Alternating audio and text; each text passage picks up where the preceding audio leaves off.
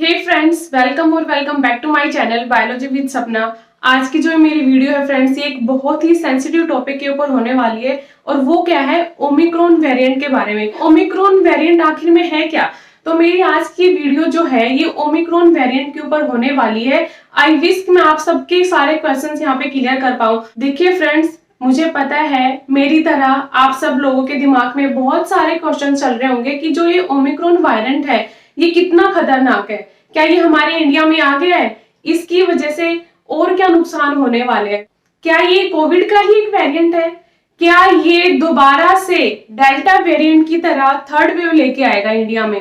तो इन सारे क्वेश्चंस के जवाब आप लोगों को मेरी इस वीडियो में मिल जाएंगे।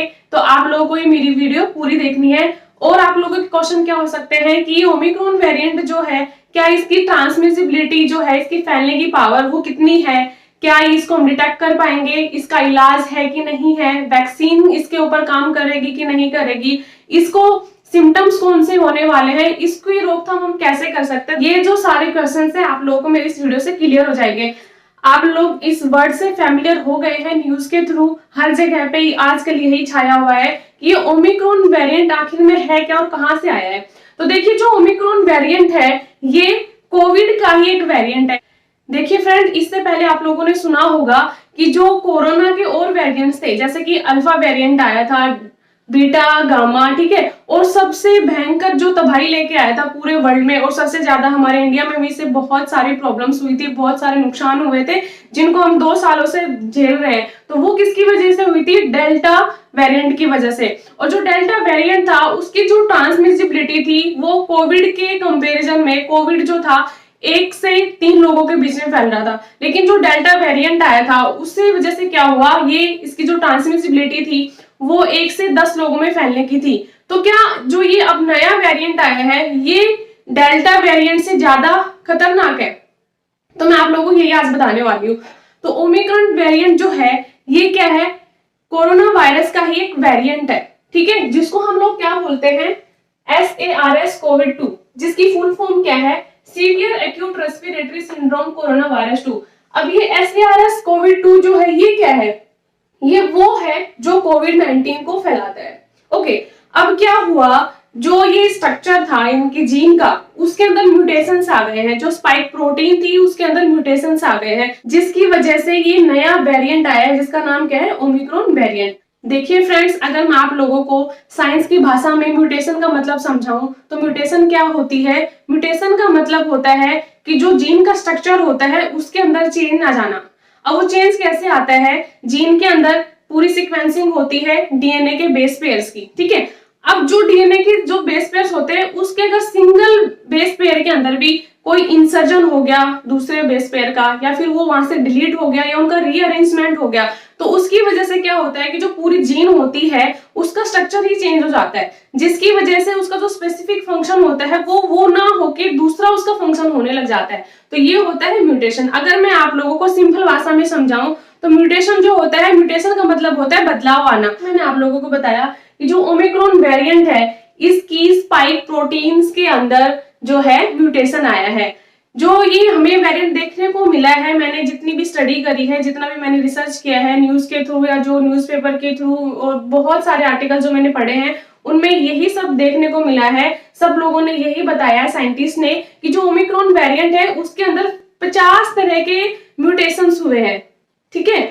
इससे पहले जो डेल्टा वेरिएंट आया था उसके अंदर इतने म्यूटेशन नहीं थे और आप लोगों को पता लग गया होगा कि उसने कितनी तबाही मचाई थी। लेकिन अभी तक ये क्वेश्चन मार्क है कि क्या ये जो ओमिक्रॉन वेरिएंट के अंदर इतने सारे म्यूटेशंस आए हैं क्या ये भी उसके जितना खतरनाक होगा? 24 को इसके बारे में पता लगा था सबसे पहले साउथ अफ्रीका में, उसके बाद में 26 नवंबर को WHO ने इसको वेरिएंट ऑफ कंसर्न घोषित कर दिया। अब आप लोगों के क्वेश्चंस मुझे पता है ये सारे हैं जो मेरे दिमाग में भी चल रहे थे कि इसकी जो ट्रांसमिसिबिलिटी है वो कितनी है, क्या हम इसको डिटेक्ट कर पाएंगे, क्या हमने जो वैक्सीन ली है कोविड के अगेंस्ट क्या वो इसके अगेंस्ट काम करेगी? तो ये सारे क्वेश्चन मैं आप लोगों को यहाँ पे क्लियर कर देती हूँ। इस जो टॉपिक है ये हमारा आज का ओमिक्रॉन वेरिएंट, इसके रिगार्ड में कौन कौन से क्वेश्चन है? सबसे पहला जो फर्स्ट क्वेश्चन सबके माइंड में राइज हो रहा है वो क्या है? इसकी ट्रांसमिसिबिलिटी।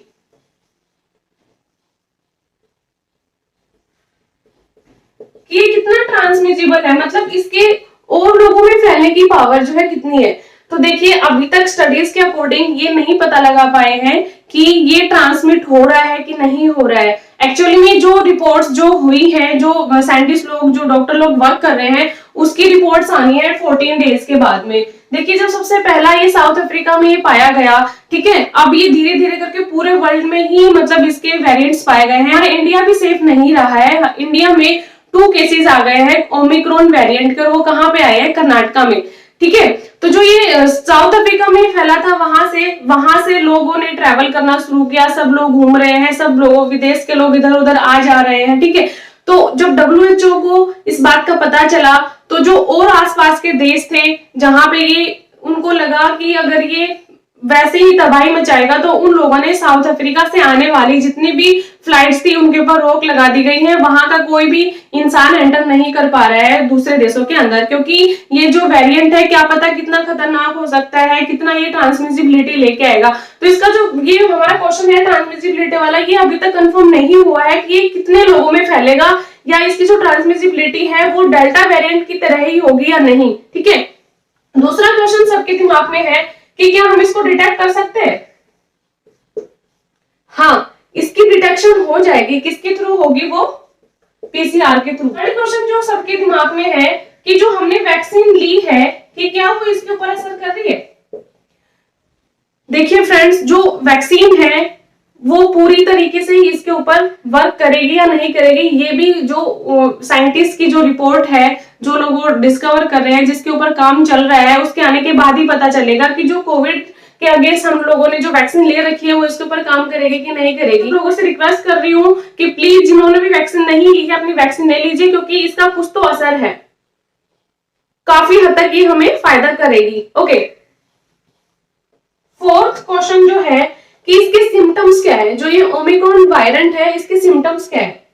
जो ओमिक्रॉन वेरिएंट है ये कोरोना वायरस के जो सिम्टम्स है उनसे थोड़ा अलग इसके सिम्टम्स है। वो कैसे हैं, जो ओमिक्रॉन वायरेंट है इसके अंदर ना ही तो ऑक्सीजन लेवल गिर रहा है, ठीक है, ना ही किसी इंसान की जो सूंघने की और जो टेस्ट की जो पावर थी, जो सेंस थी, वो खत्म हो रही है। कोरोना वायरस में ऐसा था ना कि लोगों के टेस्टलेस, मतलब उनको खाना लगता है, वो खाने को टेस्ट नहीं कर पा रहे हैं, अच्छा नहीं लग रहा है, ऐसा। तो ये ओमिक्रॉन वायरस के अंदर ऐसा कुछ नहीं है। जो लोग जिनके अंदर भी ओमिक्रॉन वायरस मिला है, जिनके अंदर भी ओमिक्रॉन वेरिएंट मिला है, उनके अगर सिम्टम देखे गए हैं तो उनमें क्या है, ना ही तो उनका ऑक्सीजन लेवल डिक्रीज हो रहा है, ना ही उनमें उनकी जो सेंस ऑफ टेस्ट है, सेंस ऑफ स्मेल है, वो जा रही है। एक इसका जो मेन सिम्टम आया वो क्या है, बॉडी में फैटिगनेस, मींस बॉडी में थकावट आ रही है, उसके साथ ही फीवर भी आ रहा है।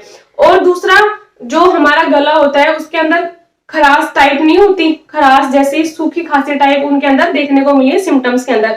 अब मैं आप लोगों को बताती हूँ कि इसकी प्रिकॉशंस क्या है, कैसे इससे बचा जा सकता है।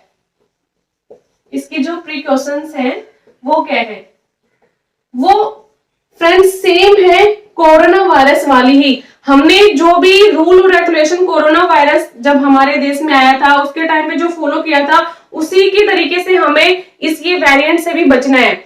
हम उससे वेरिएंट से कैसे बच सकते हैं, देखिए हमारे इंडिया में भी एंटर हो चुका है, कर्नाटका में 2 इसके केसेस मिल चुके हैं। ये लोग बाहर से आए हैं, उनके ऊपर ये स्टडी चल रही है, उनकी जीनोम की सीक्वेंसिंग चल रही है लैब्स के अंदर। तो अभी उनकी ये पुष्टि नहीं हुई है कि महाराष्ट्र में भी कितने केसेस आए हैं, लेकिन कर्नाटका में कंफर्म हो गया है 2 लोगों को ये हुआ है। ओके, तो देखिए फ्रेंड्स क्या है, हम लोगों को इसके जो प्रिकॉशंस वो कैसे लेने हैं। मैं आप सब लोगों से रिक्वेस्ट कर रही हूँ, प्लीज बेवजह के ट्रैवलिंग ना करें, क्योंकि हम अगर सही सलामत रहेंगे तो घूमना फिरना तो कभी भी हो जाएगा। तो जहां पे नीड नहीं है वहां पे ट्रैवल ना करें, क्योंकि आजकल जो लोग हैं, जैसे ही लॉकडाउन खुला था सब लोग घूमने फिरने निकल गए थे बाहर, और अब वो आ रहे हैं तो कुछ ना कुछ बाहर से लेके ही आ रहे हैं। जैसे कि एक ओमिक्रॉन वेरिएंट भी हमारे इंडिया में एंटर कर चुका है, ठीक है।